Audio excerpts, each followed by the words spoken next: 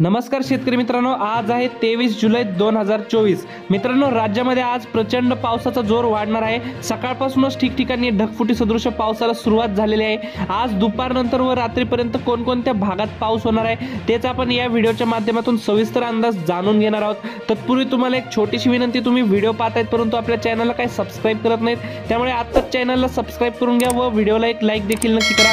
आपण विदर्भापासून सुरुवात करूया। तर आज आपल्याला रात्रीपर्यंत नागपूर, चंद्रपूर, अमरावती, अकोला, यवतमाळ, वाशिम, भंडारा, गोंदिया संपूर्ण विदर्भातील आपल्याला या जिल्ह्यांमध्ये आपल्याला ढगफुटी पावसाची शक्यता पाहायला मिळते।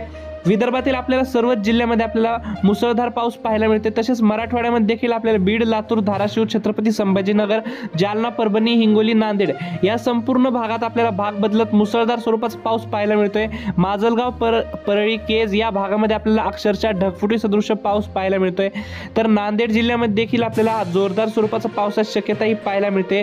तसेच पश्चिम महाराष्ट्रामध्ये देखील सांगली, सातारा, कोल्हापूर, सोलापूर, पुणे, अहमदनगर या संपूर्ण जिल्ह्यांमध्ये आपल्याला भाग बदलत आपल्याला जोरदार स्वरूपाच्या पावसाची शक्यता, काही ठिकाणी मध्यम स्वरूपाच्या पावसाची शक्यता पाहायला मिळते।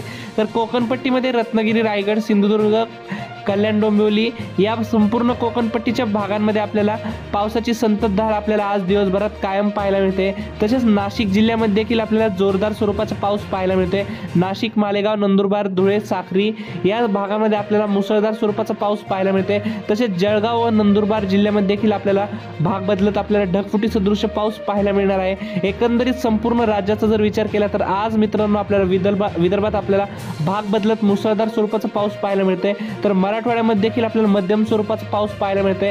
तर कोकणपट्टीमध्ये पावसाची संततधार आपल्याला कायम पाहायला मिळते।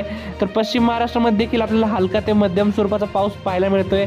तर मित्रांनो, हवामानात अचानक बदल होत असतात। बदल झाले की आपण याच चॅनलवरती लगेचच व्हिडिओ घेऊन येत असतो, त्यामुळे आपल्या चॅनलला सबस्क्राइब नक्की करा। तर धन्यवाद, भेटूयात पुढच्या व्हिडिओमध्ये।